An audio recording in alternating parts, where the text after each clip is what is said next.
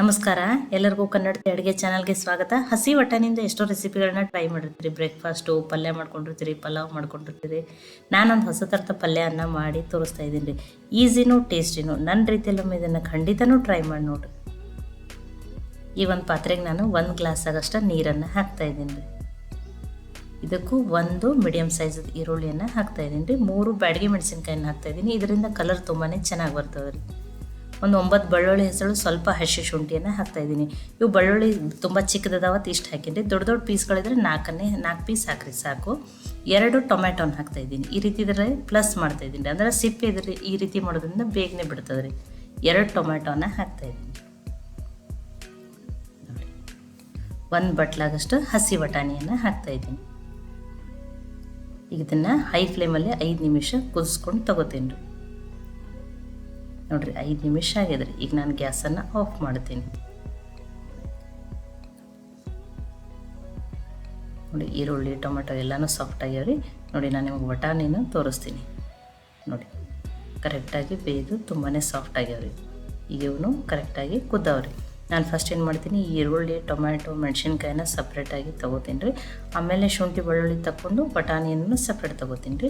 ಆ ನೀರನ್ನು ಗ್ರೇವಿಗೆ ಯೂಸ್ ಮಾಡ್ಕೋತೀನಿ ರೀ ನಾನು. ನೋಡಿ, ಸಿಪ್ಪೆ ಎಷ್ಟು ಚೆನ್ನಾಗಿ ಬೇಗನೆ ಬಿಡ್ತದೆ ರೀ ಆ ರೀತಿ ಮಾಡಿದ್ರಿ.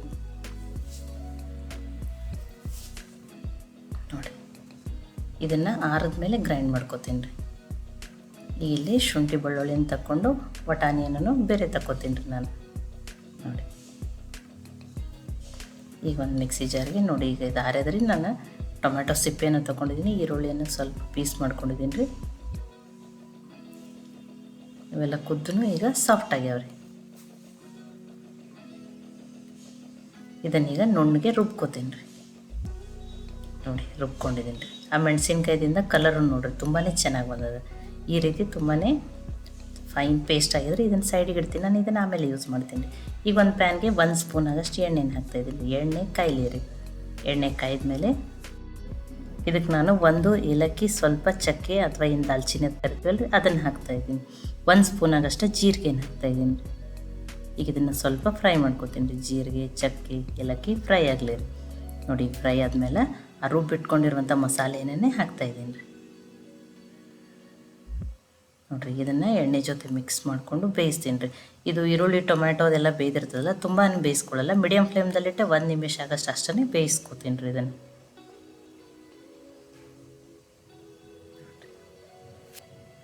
ಇಷ್ಟ ಬೇಯ್ದ್ರೆ ಸಾಕ್ರಿ. ಇದಕ್ಕೊಂದು ಸ್ವಲ್ಪ ಮಸಾಲೆ ಹಾಕ್ತೀನಿ. ಒಂದು ಸ್ವಲ್ಪ ಅರಿಶಿನ, 1/4 ಟೀ ಸ್ಪೂನ್ ಆಗಷ್ಟು, ಒಂದು ಅರ್ಧ ಸ್ಪೂನ್ ಆಗಷ್ಟು ರೆಡ್ ಚಿಲ್ಲಿ ಪೌಡ್ರ್, ಖಾರ ನೀವು ನೋಡ್ಕೊಂಡು ಹಾಕೋರಿ. 1 ಸ್ಪೂನ್ ಆಗಷ್ಟು ಧನಿಯಾ ಪೌಡ್ರನ್ನ ಹಾಕ್ತಾಯಿದ್ದೀನಿ. ಅರ್ಧ ಸ್ಪೂನ್ ಆಗಷ್ಟು ಜೀರಿಗೆ ಪುಡಿಯನ್ನು ಹಾಕ್ತಾಯಿದ್ದೀನಿ. ಇದು ಹುರಿದಿರುವ ಜೀರಿಗೆ ಪುಡಿ. ರುಚಿಗೆ ತಕ್ಕಷ್ಟು ಉಪ್ಪು. ಈಗ ಇದನ್ನು ಮಿಕ್ಸ್ ಮಾಡ್ತೀನಿ ರೀ. ಲೋ ಫ್ಲೇಮ್ದಲ್ಲಿಟ್ಟೇ ಮಿಕ್ಸ್ ಮಾಡ್ಕೊತೀನಿ ರೀ. ಮಸಾಲೆ ಚೆನ್ನಾಗಿ ಬೇಯಲಿರಿ. ಲೋ ಫ್ಲೇಮ್ದಲ್ಲೇ ಒಂದು 2 ನಿಮಿಷ ಆಗಷ್ಟು ಮಸಾಲೆ ಹಾಕಿದ್ಮೇಲೆ ಬೇಯಿಸ್ಕೊಂಡಿದ್ದೀನಿ. ಮಸಾಲೆ ಎಷ್ಟು ಚೆನ್ನಾಗಿ ಬೇಯ್ತದಲ್ಲ ರೀ, ಗ್ರೇವಿ ಟೇಸ್ಟು ತುಂಬಾ ಚೆನ್ನಾಗಿ ಆಗ್ತದೆ ರೀ. ಇದಕ್ಕೆ ನಾನು ಒಂದು 2 ಸ್ಪೂನ್ ಆಗಷ್ಟು ಕೆನೆಯನ್ನು ಮಿಕ್ಸಿಗೆ ಹಾಕಿ ಹಾಕ್ತಾಯಿದ್ದೀನಿ ರೀ. ಇದರಿಂದ ಗ್ರೇವಿ ಟೇಸ್ಟು ತುಂಬಾ ಚೆನ್ನಾಗಿ ಆಗ್ತದೆ ರೀ. ಈಗ ಇದನ್ನು ಮಿಕ್ಸ್ ಮಾಡ್ಕೋತೀನಿ ರೀ. ನೋಡಿ, ಕೆನೆ ಎಲ್ಲ ಚೆನ್ನಾಗಿ ಮಿಕ್ಸ್ ಆಗಿದೆ ರೀ. ಇದನ್ನು ಮುಚ್ಚಿ ಲೋ ಫ್ಲೇಮ್ದಲ್ಲೇ 2 ನಿಮಿಷ ಬೇಯಿಸ್ತೀನಿ.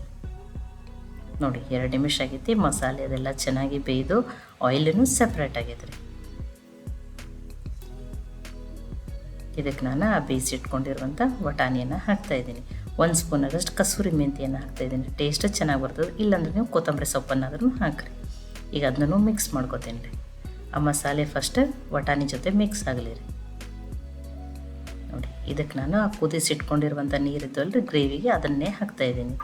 ಗ್ರೇವಿ ನಾನು ತುಂಬ ತೆಳುವೂ ಮಾಡಲ್ಲ, ತುಂಬ ಗಟ್ಟಿನೂ ಮಾಡಲ್ಲ. ನಿಮಗೆ ಯಾವ ರೀತಿ ಬೇಕೋ ಆ ರೀತಿ ಮಾಡ್ಕೊರಿ. ನೀವು ನೀರನ್ನು ನೋಡಿಕೊಂಡು ಹಾಕೋರಿ. ನೋಡಿ, ಇದು ಕರೆಕ್ಟಾಗಿ ಮಿಕ್ಸ್ ಮಾಡ್ಕೊಂಡಿದ್ದೀನಿ ರೀ. ನೀರು ಹಾಕಿದ್ಮೇಲೆ ಇದನ್ನು ಮುಚ್ಚಿ ಲೋ ಫ್ಲೇಮ್ದಲ್ಲಿಟ್ಟೆ 2 ನಿಮಿಷ ಬೇಯಿಸ್ತೇನೆ ರೀ.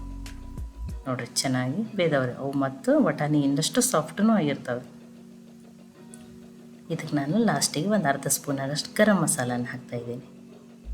ಅದನ್ನು ಮಿಕ್ಸ್ ಮಾಡ್ತೇನೆ ರೀ. ಇದು ಮಿಕ್ಸ್ ಮಾಡೀನಿ ಕರೆಕ್ಟಾಗಿ ರೆಡಿ ಆಗಿದೆ. ಗ್ಯಾಸನ್ನು ಆಫ್ ಮಾಡ್ತಾಯಿದ್ದೀನಿ.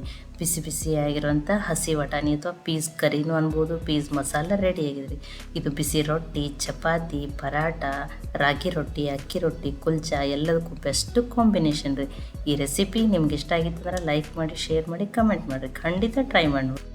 ಮತ್ತೆ ಒಳ್ಳೆ ರೆಸಿಪಿ ಜೊತೆ ಸಿಗೋಣ. ಎಲ್ಲರಿಗೂ ಧನ್ಯವಾದಗಳು. ಕನ್ನಡತಿ ಅಡುಗೆ ಚಾನಲನ್ನು ಸಬ್ಸ್ಕ್ರೈಬ್ ಮಾಡಿ, ಬೆಲ್ ಐಕಾನ್ ಪ್ರೆಸ್ ಮಾಡೋದನ್ನು ಮರಿಬೇಡ.